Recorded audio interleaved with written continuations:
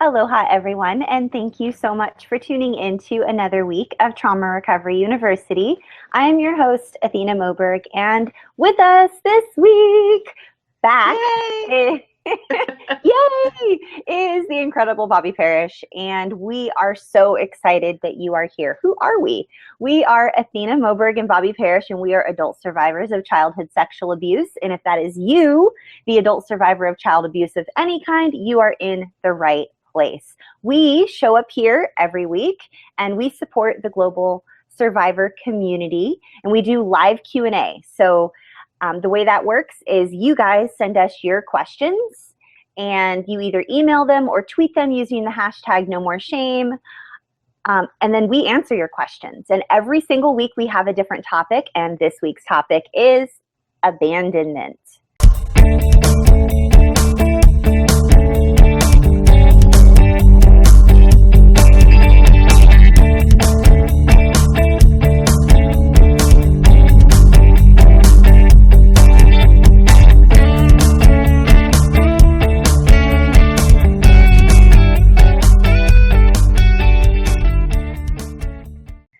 So abandonment issues are big. Abandonment issues are something that almost every single survivor of childhood abuse experiences. And we're going to talk tonight about healthy attachment, which is the opposite of abandonment issues.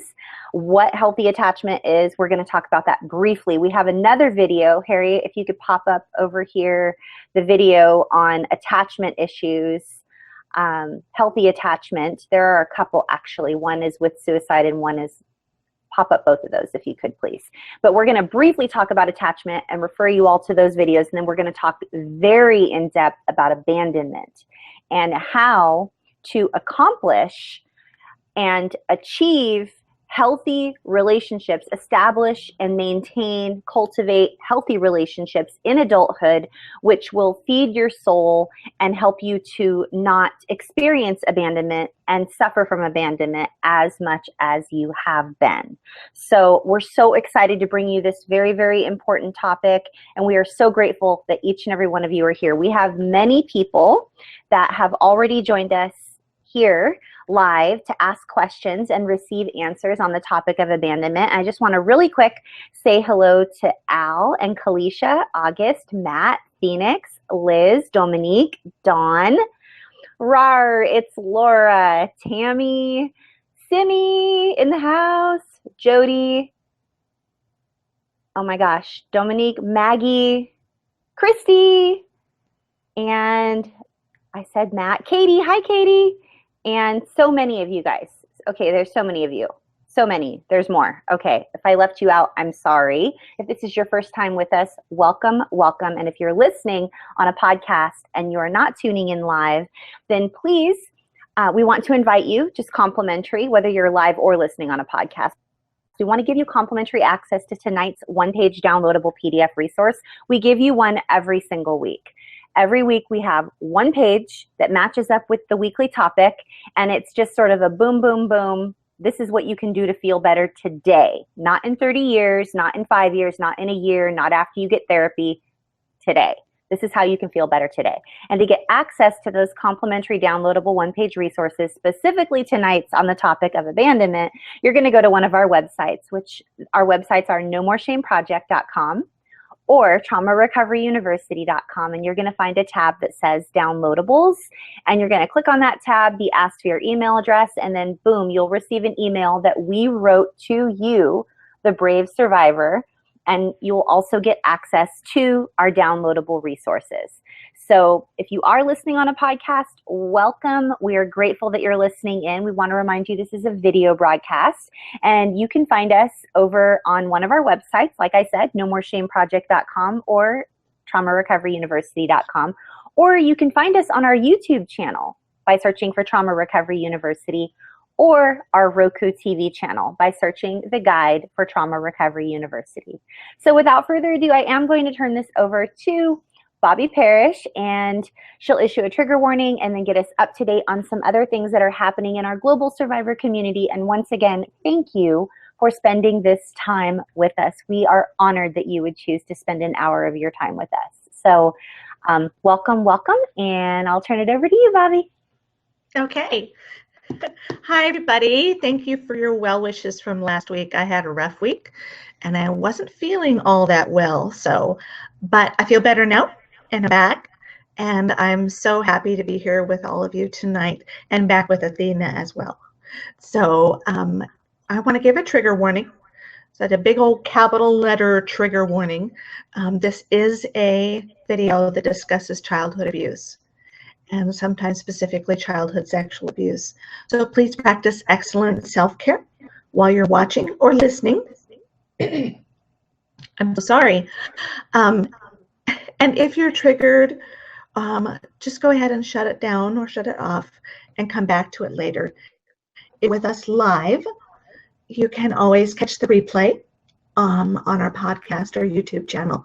And if you're listening on a podcast or on the YouTube channel, then you can just shut it off and it'll be there when you come back.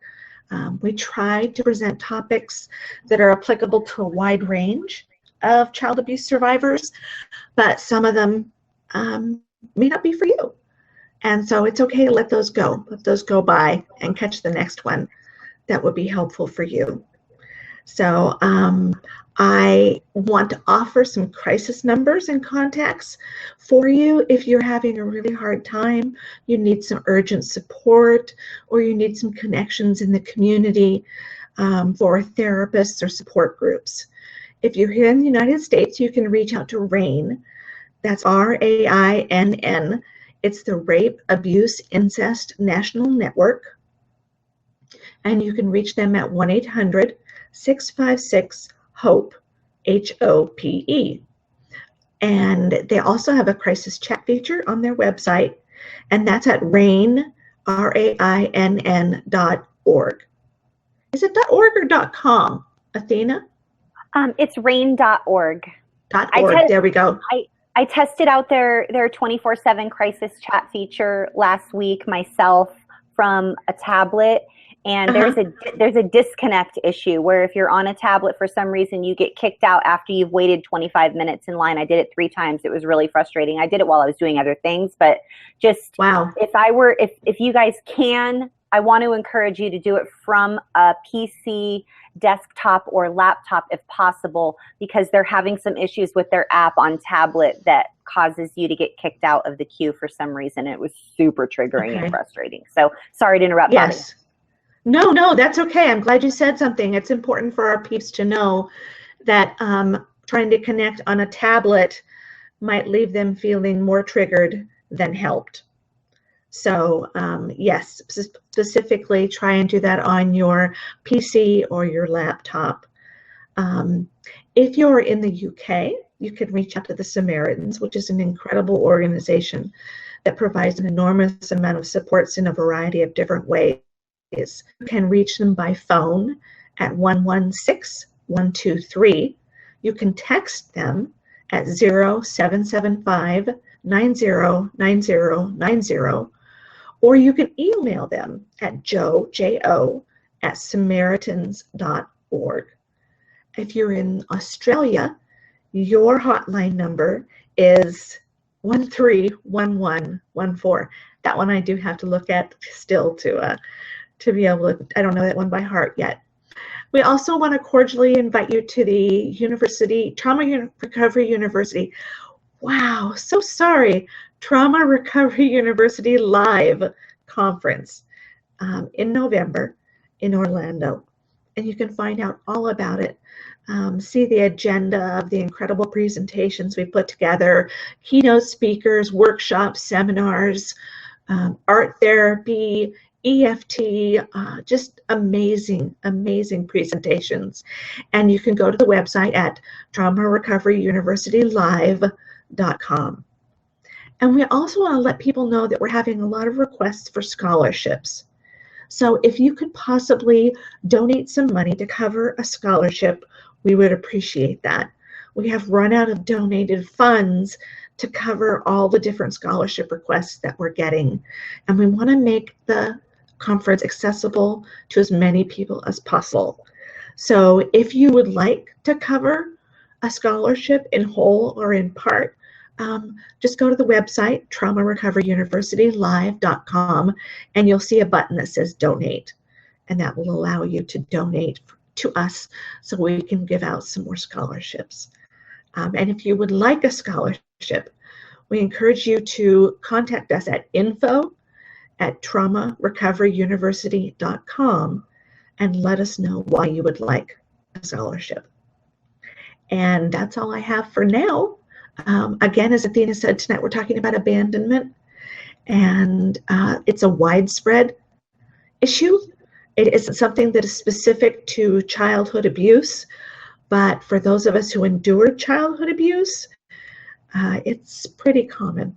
I would say a percentage probably as high as 75 to 80% of survivors struggle with abandonment issues, because the reality is that we were abandoned as children.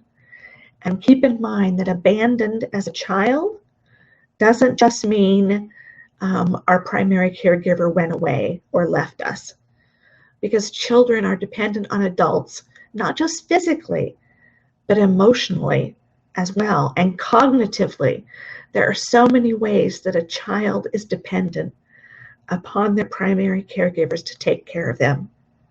So if their caregivers are, maybe they're alcoholic or drug addicts, and they're wrapped up in their own addiction and they don't pay any attention to the children, or maybe they're narcissistic, and so they're not even at the least bit interested in connecting with their child emotionally or cognitively.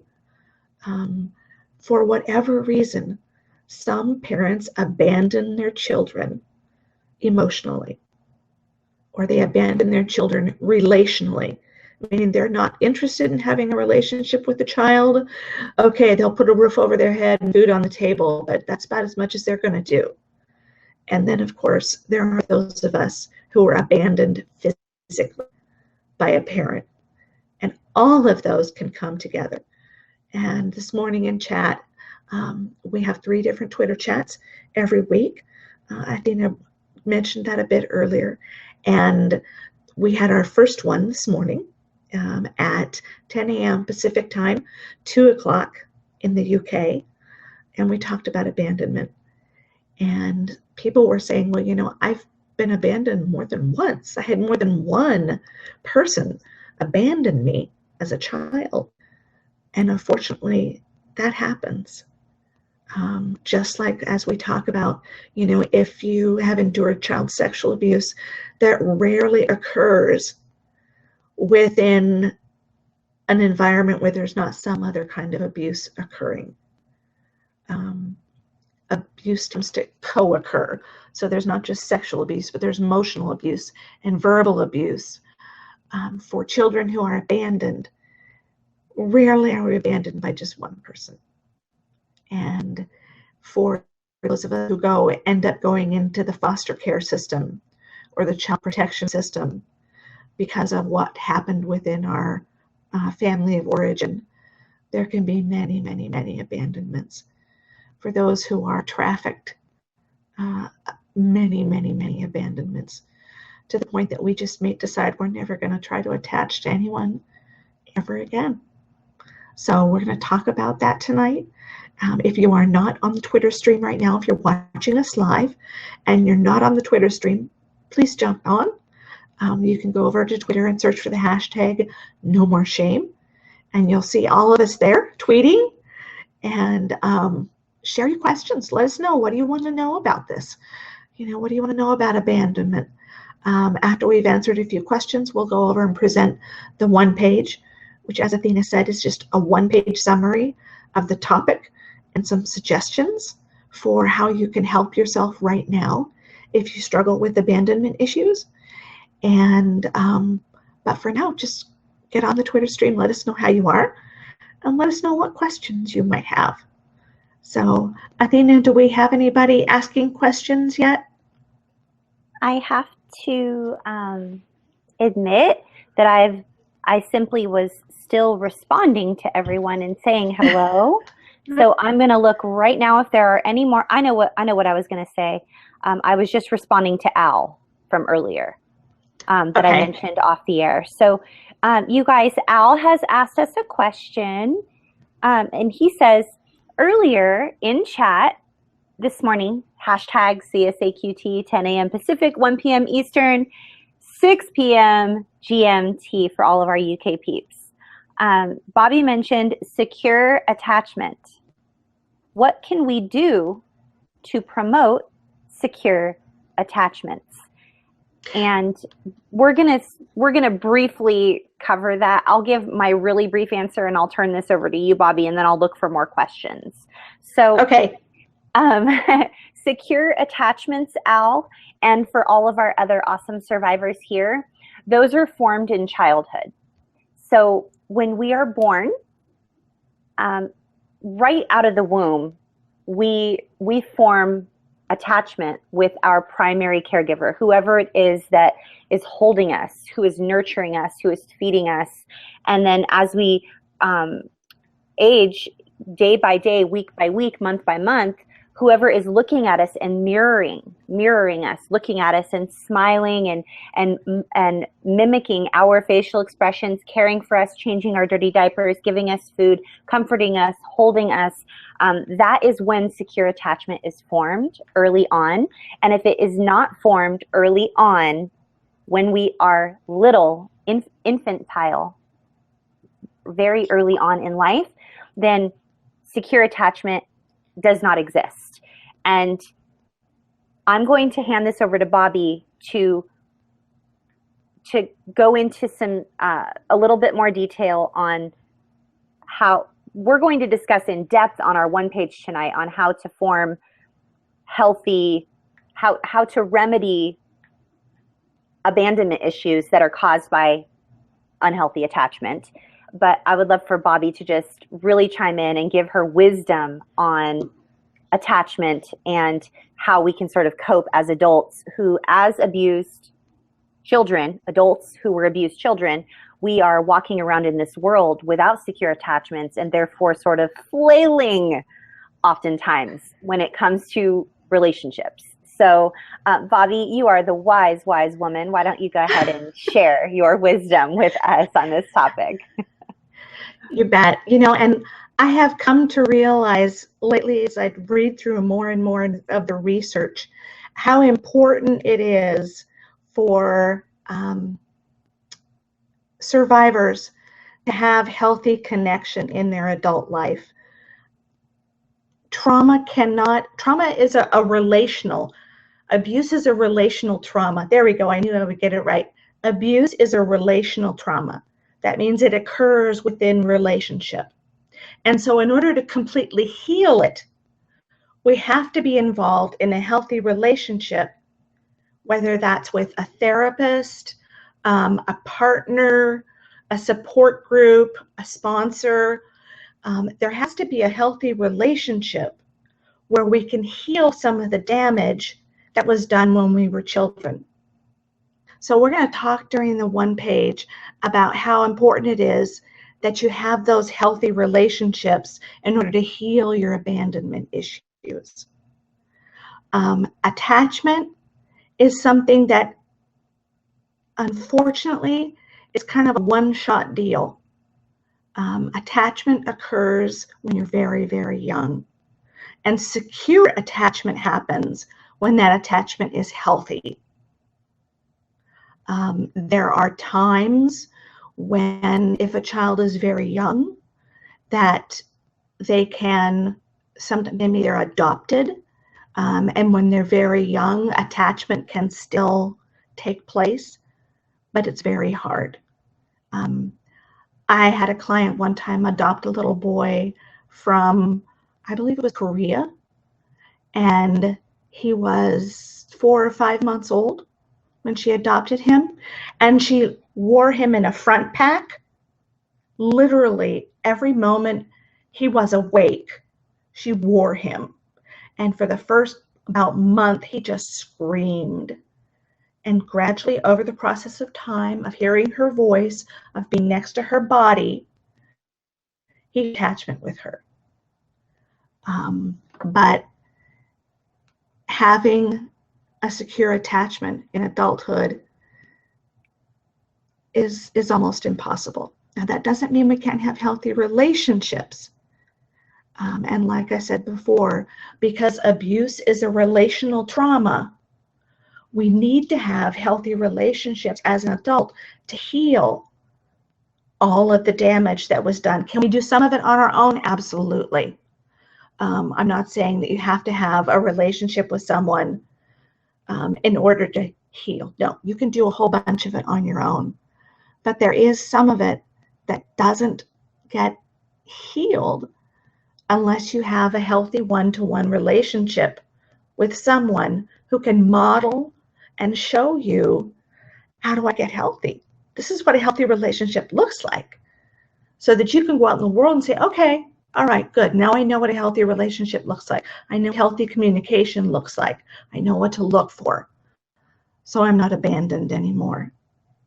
So for children, the opposite of abandonment is secure attachment. For adults, the way that we deal with our abandonment is to have healthy relationships. There is no secure attachment in adulthood. For abandonment issues in adulthood, we use healthy relationships to heal that issue. Keeping in mind that one of the relationships you need to heal as an adult very well could be your relationship with yourself. So to heal abandonment issues, we heal the relationship with ourselves, and we form healthy relationships with other people that allow us to experience not being abandoned, that allow us to experience what a healthy relationship is like, where someone doesn't walk away from you because having a relationship with you is a nuisance or inconvenient or just flat out doesn't meet their needs. So that's kind of my answer. I know that attachment in childhood, the opposite of that is secure. That abandonment in childhood, the opposite of that is secure attachment. But that's just not possible in adulthood. But it is possible. It is possible to tackle and heal abandonment issues and feel secure. I promise you, it's possible. But part of healing that is having that healthy one-to-one relationship. So I hope that helps. Al, I felt like my response was a little scrambled, but I trust that you got the gist of what I was saying. Anybody else, Miss Athena? Lindy has never felt safe. Girl, I never felt safe for so long. You're not alone, Lindy. Oh my goodness. Which, by the way, I didn't say hi to you earlier. And Christy has anxiously been afraid of loss when a friend doesn't respond quickly. Like if she sends out perhaps a correspondence or something, I'm assuming there's a fear of loss if we send out a correspondence or a text or something and then a friend does not respond. And I just want to say to Lindy and to Christy, this is so common. It is natural, especially like we have another gal in one of our groups who was trying to mend a relationship with a colleague, a work colleague that was a friend. And I sort of let her know that it's very common for adult survivors of childhood abuse, especially let's just put out a very real example so that it's not so vague and sort of like ambiguous and try to figure it all out. Let's say you're a female and you were abandoned or abused or both by your mother or female caregiver. And there was manipulation and grooming and there was this sort of you could never be enough. You always wanted their approval. All you wanted was their love, but it was just never available for you in so many ways, whether it was physical abandonment or otherwise. So here you are, now you're an adult female, and you are naturally going to have female colleagues or have female friends. It is very common, guilty, for us to project our mom issues, our mama drama, all over those other female friends. So for instance, if you have mama drama, like I do, and then you have a female colleague or friend, without even knowing it, if they don't respond right away, or if they didn't get a message from you, or perhaps if there's a rift, or if anything happens that is not just something that is soothing or in connection or contact, right? We, without even knowing it, feel a deep sense of horror and panic because trauma is cumulative, and being abandoned by your mother is traumatic. And so trauma's cumulative nature, like Bobby has talked about previously, each layer makes the bottom layer and the one beneath it stronger and stronger. So here's this core non-attachment, unhealthy attachment, abandonment from childhood. And then here I am, this in air quotes, like adult woman that sort of got it all together and looks like everything's fine, has a female relationship that is a colleague or friendship, and there's a rift or something, and then you just lose it. You feel this deep sense of dread and horror and panic, and instantly you are an infant all over again emotionally. I know this is a lot of inner child woo-woo. If you're uncomfortable with that, you need to go to another channel, because everything that adult survivors of childhood abuse deal with is a lot of inner child woo-woo. So, hello. So you got some inner child horror and terror and fear and dread and panic going on when your fully functioning, awesome adult self doesn't receive a text message or a phone call or a response to the email or what have you. You don't even realize you're triggered, or that your younger self is panicking. All you know is that you're unable to function, and that you're not okay, and you're blaming yourself, and you're the most horrible person in the world, or you need to hustle for your worth, or you need to do 10,000 times more than what you thought you were supposed to do just to get back in the good graces of this friend, which that's not really what's going on. You're just trying to earn your mother's approval because you've projected your mother onto this other unsuspecting female colleague. This is something natural that happens every flippin' day behind the scenes in an instant. It happens all the time. And unless we deal with those core abandonment issues and learn to find within ourselves that we're able to function and build healthy female relationships and just learn like relational skills don't just happen, like they don't just fall from a tree. You got to like take some time and like study those things. And then you start to feel better and you start to feel more secure. There's something worth Googling, you guys. If you would like to Google something that will really enlighten you, if you are an adult survivor, it doesn't matter if you're a female and you deal with this in female colleague or friendships, or if you're a male and you deal with something similar, it would be worth Googling the phrase object constancy. You'll get a whole bunch of YouTube videos pop up from infants. Infants, when they see their mom in front of them, they're totally fine. The moment that the adult walks away out of the room, the baby freaks out and cries, because when they're at a very, very, very young age, there's no such thing as object constancy. They don't remember or know that they're going to come back around the corner any second and everything's going to be fine. All they know is their whole world just ended. And so as the baby begins to build healthy attachment, object constancy comes into play. And as the child gets older, they know that the parent could be around the corner and going like peekaboo or peekaboo, and they'll start to laugh when you walk out of the room, and they'll make a noise, and then you'll look around and then they'll like laugh and they'll be okay. And they start to know and remember you, the object, are constant. You will never leave them. You're just out of sight. You're not gone forever. So if you Google object constancy and read it with the filter of reading it as it relates to attachment and abandonment, you will be mind blown, and you will grow, and you will feel more sovereign in yourself and in your recovery journey. And this is something I wish someone would have told me 16 years ago. 16 years ago, I wished I would have known this. There was no such thing as Google. But man, I wished I would have known. Like, no one tells you this stuff. That I don't want to say it's a hack, and it's like a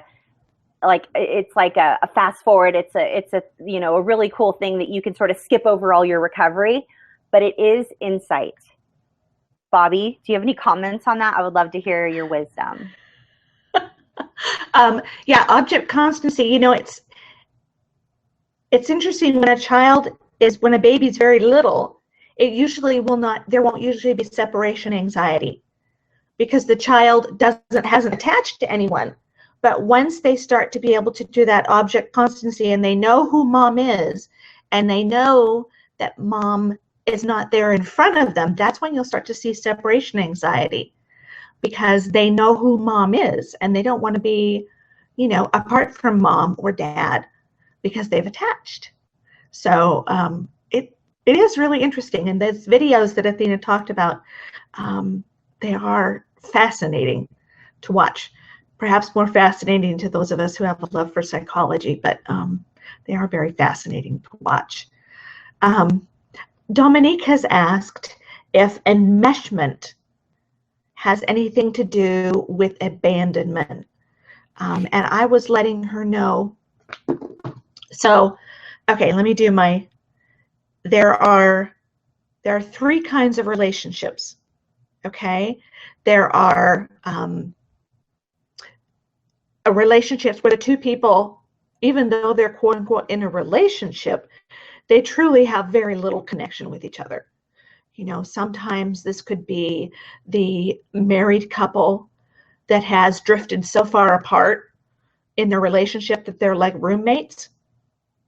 Okay. And then the opposite end of that spectrum is an enmeshed relationship where these people are so tightly entwined with another that everything that one of them does directly impacts the other, and everything that one does directly impacts the other. This is the couple that never goes anywhere without the other person. This is the relationship where one person can't really establish an opinion without making sure that the other person will support them. Okay, this is not a healthy relationship. These people they're intertwined with one another, and they don't function separately anymore. They only function as one tangled up human being through the world.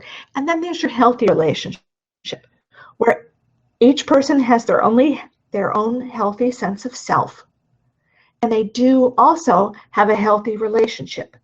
They're not enmeshed, but they're also not completely oblivious to the other person in their life.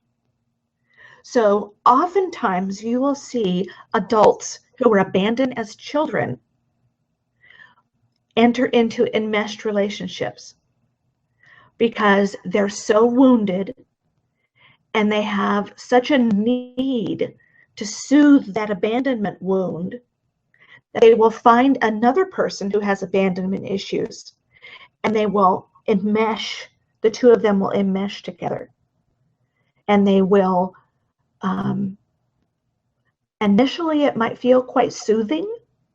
Initially it might feel good, but over the long haul it is absolutely not healthy, and it can be just as damaging to us as a relationship that we were abandoned from. So in terms of enmeshment and abandonment, that's how I see them related. Although if for some reason when we were itty bitty, if our mother, it's kind of hard to have an enmeshed relationship between a baby and a mother because the baby has so little intent. But if a mother is so enmeshed in relationship with the child, then, removing all of that mom from their lives would obviously create a significant abandonment wound. But in adulthood, more often than not, the time when we will see enmeshed relationships are people who are trying to soothe an abandonment wound from childhood. it makes us kind of susceptible to predators and those who, they're not predators, but they want an enmeshed relationship. It can make us susceptible to abusive relationships with romantic partners. It's so important on many different levels that we soothe that wound of abandonment so that we can have healthy relationships, but also just have a healthy place in the world. And one of the things that we talked about a couple of weeks ago, we did a video on depression. And at that point, we talked about something that Pete Walker talks about called abandonment depression, meaning that as a child, because so many of us, and we identified these steps this morning in chat. Okay, so here you are, you're a child, and you have this image of who you are. And here's your parent. Okay, now this parent either abuses you, rejects you, walks away from you and says, you're not worth it, I don't want you. Whatever it is, the adult abandons the child. The child is going to believe that the abandonment was their fault, that they were abandoned because there's something wrong with them, they aren't good enough, they aren't worthy enough. And then if we're abandoned again in childhood, it just reinforces that message. Abandoned again, reinforce message even more. Abandoned again. And eventually we get to the point where we hate ourselves because there must be something so incredibly wrong with us that everyone would leave us. And when you get that kind of self-loathing, you have self-abandonment. Okay? You're like, look, you're just a horrible human being. I don't support you anymore. I don't trust you. I don't believe in you. I don't even really want to have a relationship with myself because I'm just an awful, horrible human being. And for some survivors, this is how we grow up. We're never on our own side. We never support ourselves. We don't trust the decisions that we make. And we have literally abandoned ourselves. We are not on our own side anymore. And so that's self-abandonment. And that comes from abandonment as children. We learn to abandon ourselves because of our self-loathing. In order to help soothe that abandonment wound, we have to also not only build relationships with other people, we have to rebuild that relationship with ourselves. And that has to happen first. Because until we can be on our own side, until we can believe in ourselves and trust ourselves, we will not be able to have a healthy relationship with anyone else. So that's so important. Not only do you have to soothe that wound with other people, but you definitely have to rejoin yourself and reestablish a healthy relationship with yourself. So, any other questions that are coming in, Athena? That was one that I saw. Oh my gosh, a lot. I have a lot. I have a lot of stuff going on here. Simi may have some abandonment issues because her dad was seriously depressed due to work issues and frequently shut them out to cope. And he also just recently passed away this past June. And there's that's a very layers that with pedophilia and all kinds of stuff supposedly. And then Kalisha wants to know, does a mother refusing to smile back at her baby or child count as abandonment? I say yes. Katie felt like she was a burden to others, and that's why they would leave. And so she blames herself for others leaving. That's so common. Phoenix says she does that as well. And Tammy says it's a healing journey of learning to trust and heal and not fear. Like, when is the bomb going to drop? Am I going to get hurt or abandoned? And then Beth says, I've been in a relationship for over 3 years, engaged, and I still fear that he will wake up one day seeing how messed up I am, and he will leave. And Trina says everything feels like rejection. And Matt says abandonment leads to self-blame, which leads to the inability to love yourself, which leads to you self-sabotaging relationships. Boom. Yeah, in a nutshell, all of that. And then Simi says she also has abandonment issues surrounding her abuser, which was not a family member. And she says, when I failed to please him, he stopped caring. And I know, Bobby, you mentioned this morning, there's so many more. I'm still 10 minutes back. Like, it's all just flooding in, you guys. Bobby, you shared, I don't want to share your truth. I'd like you to share your truth if you want to, but you shared very transparently during chat this morning that happened to you. You felt that your abuser just discarded you. You thought that you earned his love, and then he just discarded you when he was done with you. And so you were definitely physically abandoned and otherwise abandoned by your abuser, and then your other family members were not emotionally available for you. Did you want to share a little bit about that? I think so many people would relate to that, Bobby. I think when I tell people my truth, which is that when my abuser stopped abusing me, it was one of the most painful experiences of my childhood. But I'll unpackage that so hopefully you understand what I mean. When I was being abused, aside from obviously the moments of the actual abuse, he was so kind to me. And there was that whole grooming process, that whole love bombing, that whole "you're special, I love you." And in my child's mind, okay, so it started when I was 3, so we're talking about a very young child's mind, I sort of saw the abuse as the price I had to pay to get love.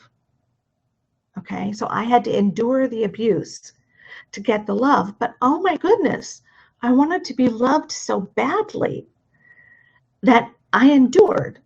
And of course, there were all sorts of other issues wrapped up in this. But then when he stopped abusing me, he stopped loving me, he stopped being kind to me. And then everything changed. Now I went from being special to being a whore who was never going to amount to anything. And I was devastated. I mean, truly and really devastated, because I thought, that's not fair. I paid the price. I earned your love. I suffered. And because I suffered, you told me that I could have this love. But he took it away. And not to say that all of the times of being abused weren't awful. They were. But that gut-wrenching loss after having felt like I sacrificed so much to earn his love, it was the most tremendous slap in the face. And then, when the truth came out about what happened when I was in my 20s and my family chose to support my abuser rather than me, there's more abandonment. So like I said earlier, we rarely get abandoned just once. More often than not, we get abandoned time and time and time again until we're so convinced that the reason we're being abandoned is that we aren't lovable. And for me, I also learned that there's a terrible price to pay for love. That if you would like to be loved, it comes with strings attached. And those strings are attached to some pretty horrific things. And so when I married a man who was emotionally and verbally and mentally abusive, I'm like, hey, all right then, great. This is a lot less abuse than what I used to get. Okay, this is good. This is a good deal. I like this deal. And it took me a long time to realize, no, I don't deserve this deal. I deserve to feel better. I deserve to be loved with no strings attached. And so the first thing I had to do was to love myself that way, with no strings attached. And after I learned to love myself with no strings attached, then I was able to go out into the world and offer other people love with no strings attached, and have relationships with people who loved with no strings attached. But abandonment looks different for everybody. And so as Athena and I share these examples of how we felt like we were abandoned, I hope that somewhere in there, each of you see circumstances in your life with these examples of ways that you were abandoned too, and you can identify them. And then you can identify how they impact your life today. You know, Matt is so right that when we experience abandonment as children, that can lead us to self-sabotage relationships as an adult, because we're constantly waiting for that other person to abandon us. So we cut and run before we're abandoned in order to mitigate the damage. We would rather leave the relationship. We would rather sabotage the relationship than hang around and wait for them to leave us. Or we build walls around ourselves so high and so thick that not only could no one could reach into us, no one could get through our defenses to have a relationship with us. And we sure as heck are not going to reach out to have a relationship with someone else. Those are the kind of extremes that I usually see with survivors. As we are, when we are healing, we are people of extremes, right? Because our childhood experience was extremes. You know, abuse is an extreme form of relationship. So we either are out there attaching to unhealthy people, not attaching in a psychological sense, but attaching in a relationship sense. We're out there forming relationships with unhealthy people because that's all we know, right? Like I knew that love had a price. And so I went out there and I looked for someone who was going to charge me the least price for my love. Or we will have no relationship and we wall ourselves off to protect ourselves. And so most often I will see survivors on one end of that spectrum or another.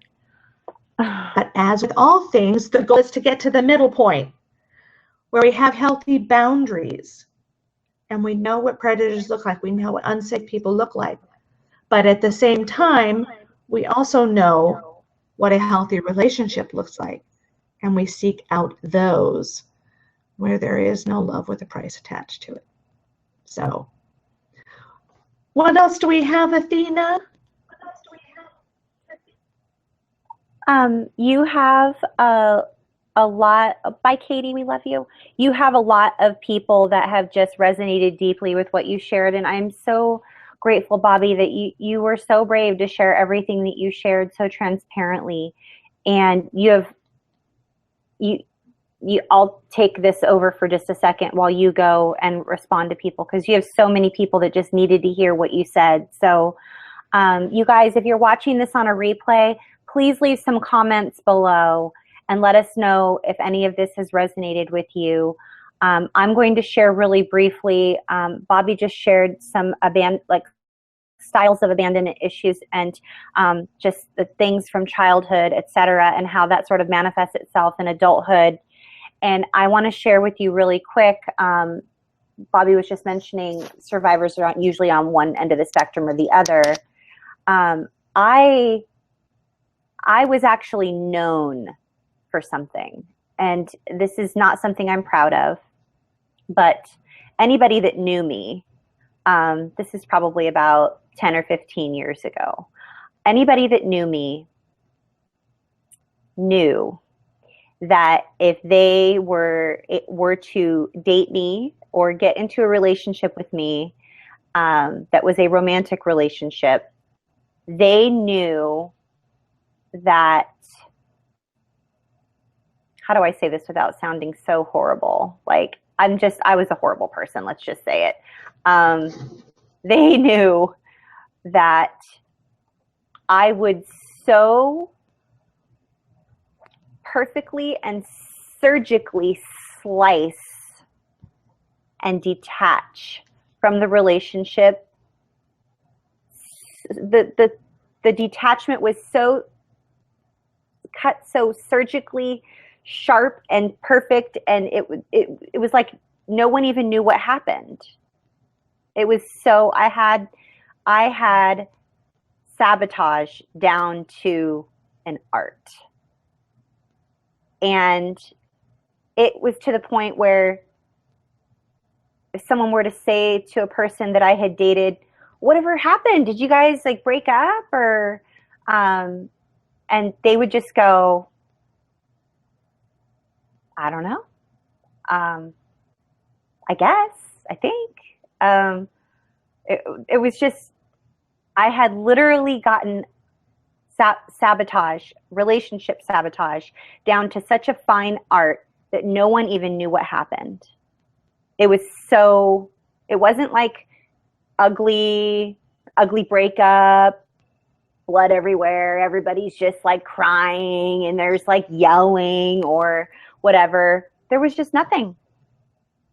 I had what was called emotophobia, and that is that I had the inability to emote.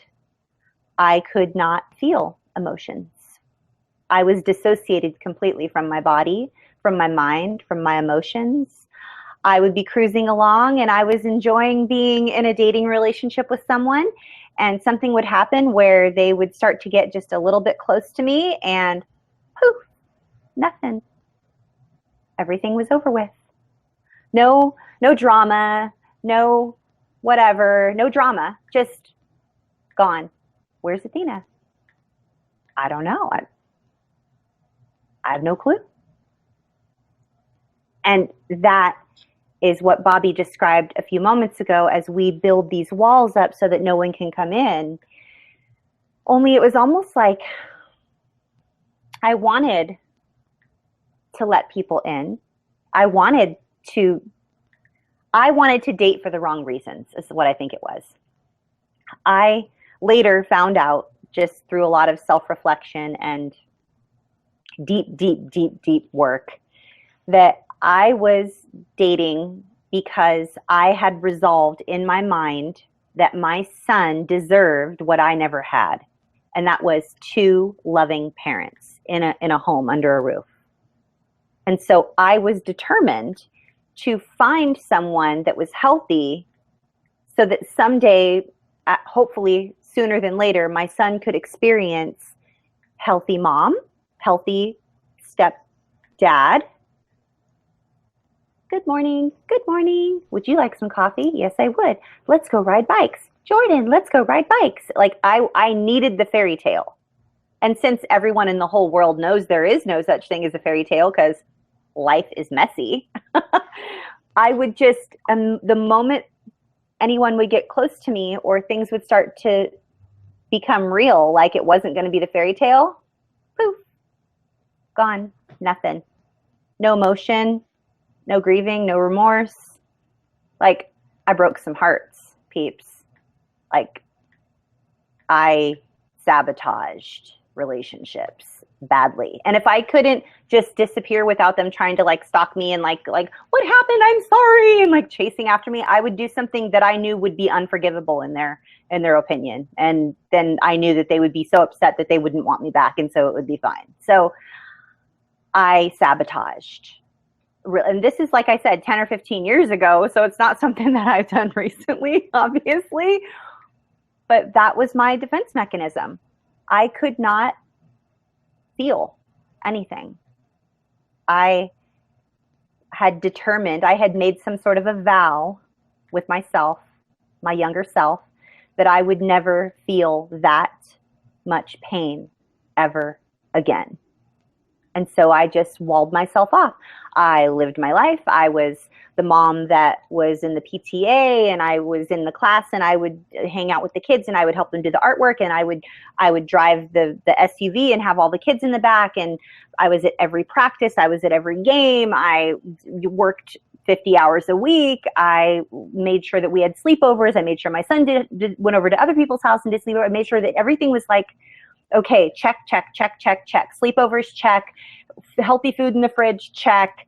Be at the, I had the list of everything that I needed, what I thought was going to be a normal childhood that my son deserved that I didn't have. Like, get involved with the fundraisers, always help my son sell the fundraiser stuff. Make sure that he could go on all of his trips. Make sure he can go on mission trips when he wanted to go on those. Like, all the things I never had, like, I made sure he had those. And I wanted to date somebody that would fill that. Well, all I'm missing now is for him to have a healthy stepdad so that he could have like that modeled for him, so that he would want that when he got older, that he would want to be married and have a healthy home. Like, I wanted to provide that for him, and I just couldn't, because I had this vision, this standard that was unattainable. So Bobby, I'm sure you, being a therapist for so many years, have experienced someone that was a professional sabotager such as myself. I won the gold medal year after year. Not something I'm proud of, but I won gold. Yeah. I really want to point out something you said, which was that you had made a pact with your younger self never to be hurt like that again. Oh yeah, it was a and vow. So many of us do that, but we aren't to do it consciously. And so I think it's important for us, if you're listening to this and that resonates a bit with yourself, with you, that you should, perhaps do a kind of a mental inventory and think if you have not had the same agreement, or you have not made the same commitment to yourself. I will never, ever, ever let anybody hurt me ever again. And that's just not realistic. And the only way to avoid that, is to have no relationships for the rest of your life, which isn't healthy. Or to, literally, wall yourself off on 20 acres of land somewhere in the mountains and never relate with human beings. And that's a whole different kind of hard. It is, but I'm learning that it's possible, Bobby. I'm learning that it's possible to go back to our younger years when we made those pacts, those vows that we didn't realize we were making those vows or those pacts with ourselves, through the deep work of recovery and just doing the deep work, you guys. There's no way around the deep work. The deep work is the deep work, and it needs to be done, or else, and it doesn't happen step by step, chapter by chapter, week after week. It happens in a different amount of time for every person, in a different way with every person. But I want to tell you that I'm learning that it's possible to go back to those vows and those pacts that we made with ourselves. Right. And to release the power of those. We made, I don't want to hyper spiritualize this and trigger anybody, but like, we made a deal with the devil is what we did. Like, to paraphrase, we made a deal with, it's evil. It's evil for us to rob ourselves of love. Like, it is wrong. We have and we didn't do it ourselves. Like, we were abused, and our defense mechanism and survival tactic was to wall ourselves off and make a vow that we would never get that hurt again. And we survived. Yay, we survived. Only surviving isn't living. And so we can actually go back and we can look at those pacts and those vows that we made, and we can dismantle them. I want to encourage you that can happen. It really can, because I'm in the process of doing it. and I'm actually having the first healthy relationship of my life, longest relationship of my life, only healthy relationship of my life, other than the relationship I have with my son, which I wouldn't even call 100% healthy. Was my relationship with my son healthy in comparison to the relationship I had with my parents? Hell to the yeah. But was my relationship with my son 100% healthy? No. I didn't know how to be a healthy parent. We were enmeshed. I was a single parent and he was a young boy, and we just were pals. I mean, we hung out, we went to movies, we did this, we did that. Like, we did chores together, and, you know, we had contests on who could eat this or who could clean that faster. I mean, we were partners. And he was the man of the house because he just rose up and sort of became the man of the house, and without even realizing it. And so we were very enmeshed. And that's so common in single parent situations, you guys. It's very common for us to be enmeshed with our children. Now, would I go back and delete it and do it totally different another way so that it was healthier if I had the opportunity to? Sure, I would, but I'm not going to woulda, shoulda, coulda myself to death. I did the very best I could with my son, with the tools I had afforded to me, and I used every ounce of technology, every book I could get my hands on. I had a library card that got worn out and had to get a new library card. Like, I did the flipping work. So I know I did the best I could, and that I wasn't abusive for long periods of time because I knew I needed help. And I'm like, why am I acting this way? This is crazy. I'm acting like a rageaholic crazy person. But we weren't healthy. I am having a healthy relationship with my husband.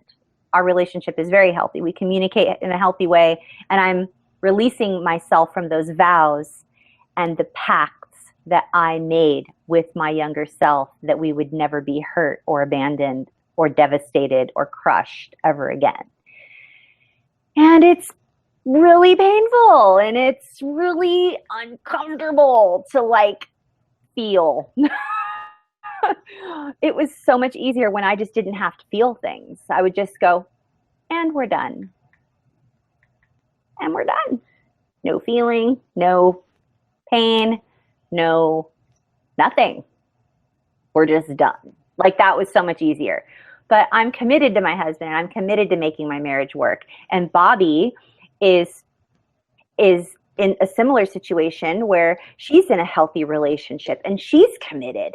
And any damage that was done to us in our younger years, we're doing the hard work and we're walking it out, and we're actually healing those old wounds and disrupting those old patterns of behavior. So it is possible. I just want to give you guys hope, but not just hope, like blue sky with clouds, hope. Like, we want to give you hope with handles.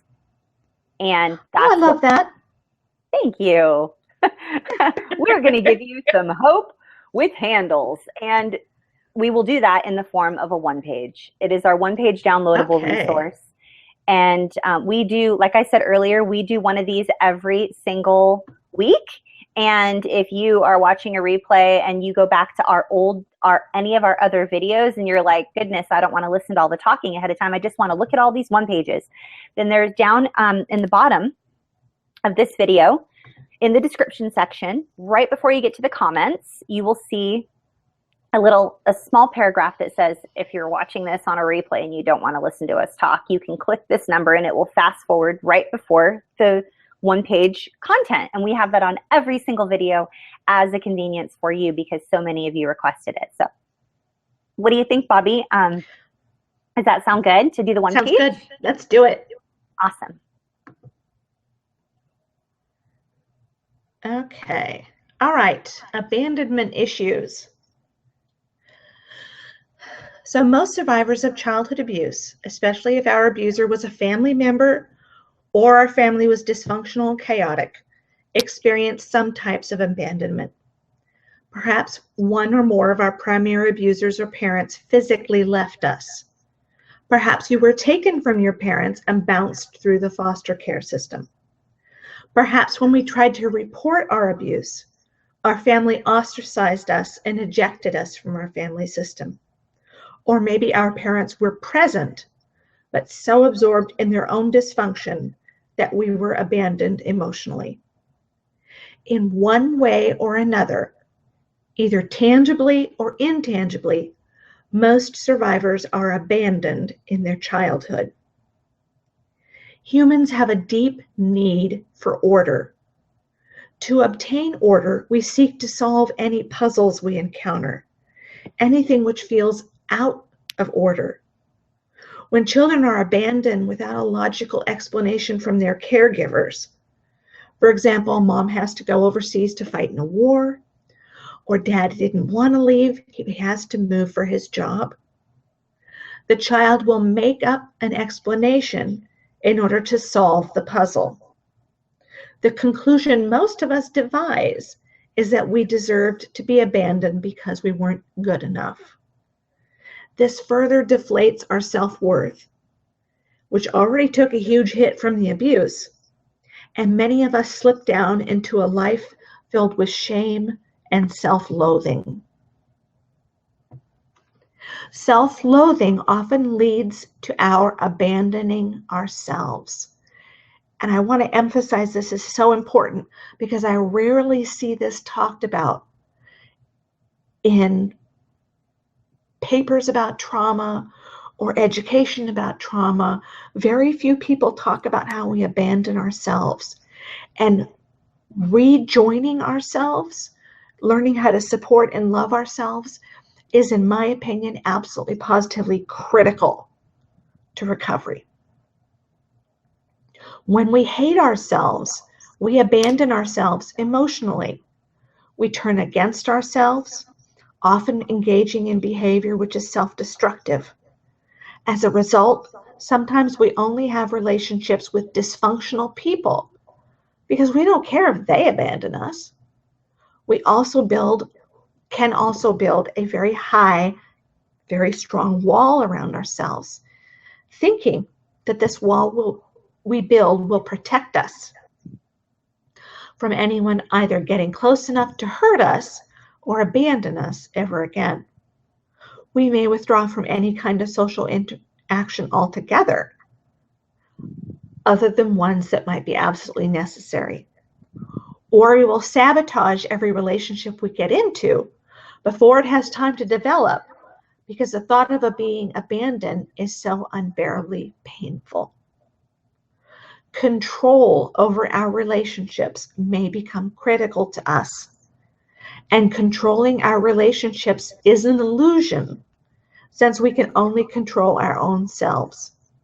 And this alone can cause us extreme anxiety. So here are some tips and strategies for coping with abandonment issues. And number one is focus on rebuilding a healthy relationship with yourself. Develop trust in yourself, a deep knowing that you will never abandon yourself again. Okay? Be on your own side. Make an agreement with yourself. I will not abandon myself again. Examine your boundaries. Are they too rigid or are they non-existent?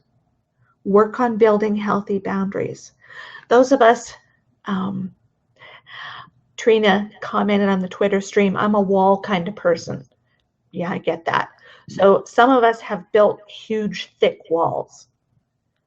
With practice and with time, you can transform those walls into healthy boundaries. And you can know who to let in versus who not, and how healthy boundaries work.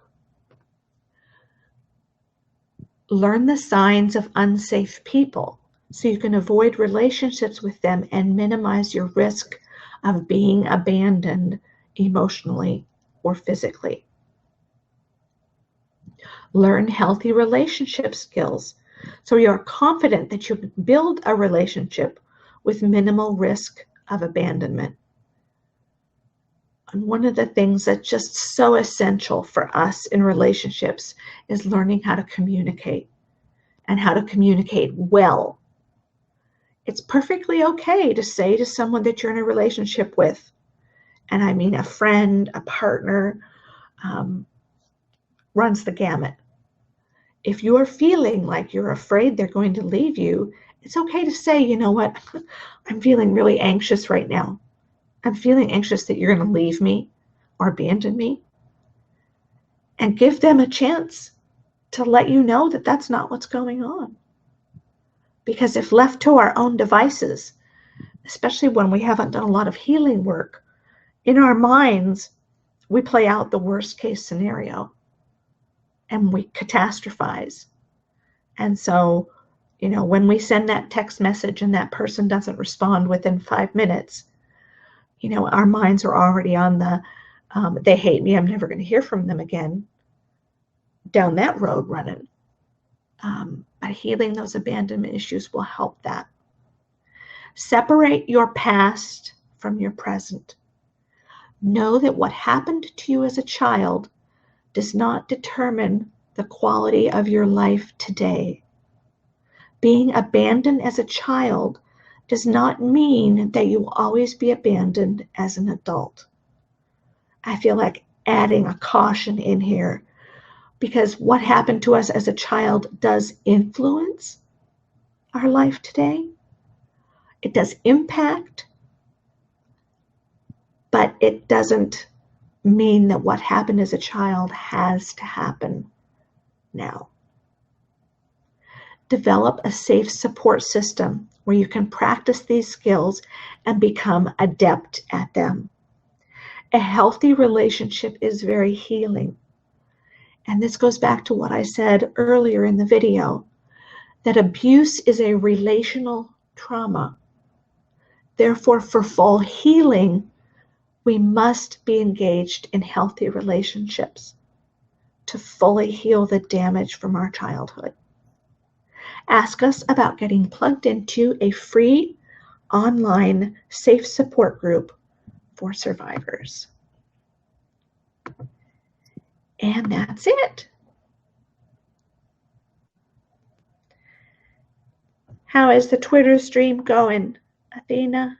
There is a lot of pain and brokenness and light bulb moments and tears and love and kindness and just a myriad of different emotions going on here. I've just been responding to it. I think that tonight goes down in history in #NoMoreShame history for the fastest moving Twitter stream during our live stream Q&A, because I have not been able to keep up at all. I'm going to see if I can. Bobby is going to bring up some screen shares. We're going to actually, we're going to take this time and welcome the new people that are here for the very first time and are not plugged into a safe community, so that what we've learned over the last couple of years, and Bobby and I between ourselves have about 30 years of experience in recovery from childhood sexual abuse and various after effects of childhood sexual abuse, child abuse of any kind, really. And so what we've found and what we've applied over the last couple of years is when you plug into a safe community of other survivors who get you, then you heal at an exponential rate. And everyone shares their knowledge. It's sort of like a mastermind. Like a mastermind is a whole bunch of different minds together in one room, and you call that a mastermind because it's every single person's knowledge cumulatively, which creates knowledge that is way more than any one person can possibly have on their own. And so what we've done, what Bobby and I have done, is we have taken that concept over the past 2 years, and we have welcomed survivors into virtual safe communities where they all heal with one another, and they share their wins, they share their struggles, they share their losses, they share their hope with one another. It is oftentimes the first place we go when we first wake up in the morning, just to see how everyone's doing. We have light bulb moments. We share victories. We cry together. We laugh together. So if you are not already plugged in to a safe community filled with other survivors who get you, who have lived your pain, and they're not just going to tell you, you should just be over this by now. That was like 5 years ago, 10 years ago, 30 years ago. What's your problem? If you don't have that, then we are going to share with you. We're going to do some screen shares right now, briefly, for like the next, I don't know, like 5 to 10 minutes to let you know how you can get plugged into an online safe community. And we're excited about that. Before we do that, I want to answer one last question, and that's from Beth. Beth wanted to know, how can you tell if you have a close relationship with a child or a parent or a friend or whatever versus an enmeshed relationship? And my quick answer was healthy boundaries. And what I want to let you know right now, if that is your question and not just Beth's question, and that is, how can you tell if a relationship is healthy? How can you tell if you have abandonment issues, or if your relationship is enmeshed versus healthy, or what have you? You will know, because a healthy boundary, translated literally, is what's okay and what's not okay. Your insides, your internal answer, and your internal feelings match the external. Like, Bobby invites me to go out for coffee, and deep inside, I really want to go. But on the outside, since deep down I really want to go, but I'm also afraid that she's not going to show up, then on the outside I say, that's okay, I'm kind of busy, I'm doing my own thing, but I appreciate you offering to meet up with me for coffee. That's not healthy. That is me surviving with a survival mechanism or coping strategy. That is not me having a healthy relationship with Bobby. If I deep inside want to go for coffee because I'm really excited that Bobby asked me if I wanted to go to coffee, then my inside is saying yes, and then I match that with the outside and I say, thank you for inviting me to coffee. I would love to go to coffee. When would you like to meet up? And that is how you know if it's healthy versus enmeshed. Now, that's not necessarily a distinction between enmeshed versus versus healthy. But what that would look like over time if it was enmeshed would be like, I would sit around by the phone waiting for if Bobby was going to invite me to coffee, and my whole world would melt down around me unless Bobby invited me for coffee. Or if I only left the house if Bobby wanted to invite me to go meet up with her for coffee. Like, that is enmeshed. And that's like, enmeshed is also like, Beth, I would like for you to Google codependent or codependency. And when your feelings and attitude and your day and the climate of your life is solely dependent upon what another person is feeling or doing, that's enmeshed. Like, if my husband comes, I'm having a great day. Like, my day is awesome. Woo woo, it's Monday, I get to hang out with my peeps. But my husband walks up the stairs and he's had a horrible day. And all of a sudden, I'm having a horrible day because he's having a horrible day. That there's a high likelihood that my relationship with my husband could be enmeshed because my everything is dependent upon him. It's like that walking on eggshells feeling. That's a sign of having an enmeshed relationship as well, something that is not a healthy dynamic. Please Google enmeshment and please Google codependency, and then send us an email at nomoreshameproject@gmail.com, or even send us a message on Facebook Messenger. And if that's something that we should discuss in a video at a later date, then we can. Bobby, we've never done a video on enmeshment before. No, we have not. And that's not the first time someone's asked us about it. So if you guys want to leave a comment below on this video and let us know if enmeshment is something that you want to know more about, if that's super confusing for you and you would benefit from a video, then can you please let us know? Otherwise, join us right back here, 6 p.m. Pacific, 9 p.m. Eastern next Monday on the topic of the unique needs of the male survivor. We are doing an outreach for the entire male survivor community, and next week is dedicated to the brave men out there. But right now, we're going to do a screen share and invite new people here, and we want to say thank you so much to all of you that always show up here every single week. We are so grateful for you. And we want to welcome some new people into our community now. Take it away, Bobby. Okay. Do my present to everyone here. Yay. Okay, and I'll make it bigger because my eyes are 50 years old. There we go. Okay. Email addresses, how you can connect with us. My email address is bobbylparish@gmail.com. Athena is Athena Moberg speaking @gmail.com. And then we have the No More Shame Project @gmail.com. Over on the right, you can see the places where we have all of our videos on YouTube, Roku TV, and Google+. Just do a search for Trauma Recovery University, and you will find them all. On Twitter, I am Bobby L. Parrish. Athena is Athena Moberg, and Trauma Recovery University is Trauma Recovery U. You can connect with us on Facebook as well. We have a Trauma Recovery University page. My professional page is Bobby Parrish Coaching Consulting. My personal page is Bobby Parrish. And my Facebook, Athena's business Facebook page is Athena Moberg Speaking. And her personal page is Dawn Athena Moberg. Anytime you want to watch our videos or connect with us, you can go to bit.ly/trauma recovery U. And those capitals do have to be there. They do matter. Okay, let's look at the other one now. Hang on with me. I feel like I should sing while I'm like the Jeopardy theme song or something while I'm switching things over here. Do, do, do, do. There you go. Do, do, do, do, do,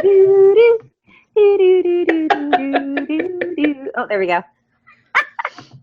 That's so funny. Okay, present everyone. Let's do this.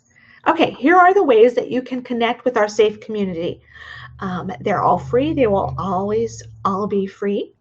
So we would encourage you to tap into as many resources as you want to. We have 3 Twitter chats a week. The first is on Monday, and the hashtag is CSAQT, which stands for Child Sexual Abuse Question Time. That is at 10 a.m. Pacific, 6 o'clock in the UK. And then there is, if you're with us live right now, you're participating in our second Twitter chat of the week. And it is a combined video broadcast Twitter chat. The hashtag is No More Shame. And it's at 6 o'clock Pacific, 9 Eastern, and 2 o'clock Tuesday morning for the UK. Then on Tuesday evening is our sex abuse chat. And that's the hashtag sex abuse chat. It's at 6 p.m. Pacific, 9 Eastern, and Wednesday at 2 o'clock in the morning in the UK. And if you haven't yet done a Twitter chat, always remember to put the hashtag on all of your tweets. That way those of us who are participating in the Twitter chat can see what you're saying. Facebook. Okay, here's you get connected with one of our private secret support groups. It's a 4-step process, relatively simple. We ask that you follow this rather than emailing us or sending us a message on our Trauma Recovery University Facebook page or some other way. This is just the easiest way. So we would ask, first of all, that you like the Trauma Recovery University page. And then second, that you send friend requests to both Athena and I. And one of us, and the reason we ask that is because one of us will be able to get to you before the other. You know, we're in 2 very different time zones, and we have 2 very different schedules. And then once one of us or both of us have accepted your friend request, send us a message that says something like, I'd like to heal in safe community. I'd like to join one of your support groups, something like that.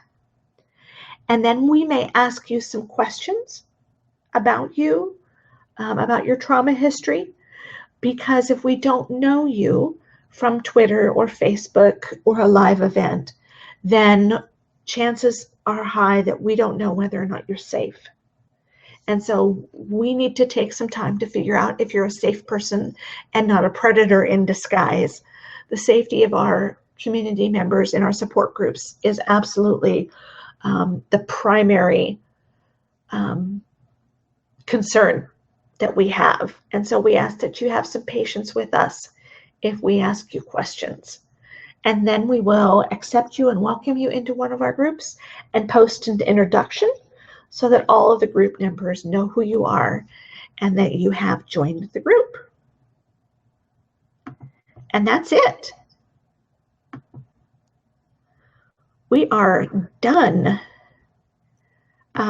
Next week, we're talking about the unique needs of the male survivor. So if you are a male survivor, we encourage you to be here live next week, Monday night, 6 p.m. Pacific, 9 Eastern, 2 o'clock in the morning for the UK. If you know a male survivor, we would encourage you to invite them to come and be here. We have several men in our community who are going to be providing us with information and support and feedback. And it should be a pretty special episode for us. It's the first time we've really tackled the needs of the male survivor. So we have resources for men like the great 1 in 6 organization, the Male Survivor Trust. So we look forward to having you here next week. We have a deep need to make a really big difference in the male survivor community. Bobby and I both have male family members, and I'm not saying that both of us have male family members that are survivors of childhood sexual abuse, but when you have a male family member that you know is susceptible to people out there in the world, and that you don't know what's going to happen to them. Like, I have a son. He's still young. Bobby has a son. He's still young. We all know someone who is a boy or a man. And the numbers don't lie, you guys. 1 in 6. If you are standing in a Starbucks line, if you are in a drive-thru at McDonald's, if you are at the airport and you can see 6 men within wherever you're at, one of them was sexually abused before their 18th birthday. They need resources. They need help. They are living a life that is less than full. They have shame. They might have abandonment issues. They might have horror and terror, and they might not be able to sleep at night. They might be in sabotaging relationships. They might still be connected with their abusers. They might not feel that they're worthy. They struggle with all the same things that you and I and Bobby struggle with. And we want to provide a resource for every single one of them. Even if they never reach out to us personally, we know that we're providing that resource for them, and it's there. They don't have to connect with us. A lot of men will never reach out and connect with other people, but they will reach out and get the resources they need if it's out there, if it's brought to their attention. And so we have a deep need to make a huge difference in the male survivor community, and we hope that you guys will help support this initiative as well. So thank you in advance for being here to support, for letting other men know that the resources will be available to them. And Bobby and I both just thank you. Thank you for your continued support of this work that we do. And as Bobby mentioned earlier, we have so many survivors, males and females, that want to attend this conference in November, but they don't have the resources to get there. They want a scholarship. They've expressed a need for a scholarship to go to this event that will be life-changing, to finally feel understood and cared about and valid in the same room with other people who get them. They don't feel like a freak. They don't feel all alone. They don't feel like they want to die. They actually feel supported, and they might feel good for like the first time in a really long time, but they don't have the means to get there. So if any of you out there have the financial means to donate so that other people can attend this event, we don't have the funds to give them, but you can go to traumarecoveryuniversitylive.com, and on the website you will see a little button it's like shaped like a circle, and it says Support Trauma Recovery University. If you click that button, you'll be taken immediately to a place where you can support us for as little as a couple bucks or as much as $1,000 or more. So please just let people know. If you think anybody needs to hear this message that we've shared tonight, please share this video. If this video has been helpful, please hit the like button. Leave a comment below and let us know if you want to hear about enmeshment or what other topics you would like us to talk about. All of our topics are chosen by you, the survivors. So thank you for being here. Bobby, would you like to say anything to everybody before we go? I'm always honored that all of you are here. And I think it astonishes Athena and I both every week that y'all keep coming back. Again, those are our messages, right, from childhood, that we aren't good enough. So I'm so thankful that all of you are here. And please reach out to us and let us know what topics you need. We're ready to tackle whatever it is that you guys need. So thank you. Yeah. Thank you so much, you guys. We appreciate each and every one of you, and we're so grateful for your support of the work we do in this community. Thank you for sharing these videos. Thank you for the emails, the tweets, the DMs, the messages, everything that you do, the texts, the calls, all of it, all the voice messages, everything. We appreciate you, and we thank you. We look forward to seeing you next week. I'm Athena Moberg, and this is Bobby Parrish, and we love bringing you everything you need for healthy, informed trauma recovery. Bye.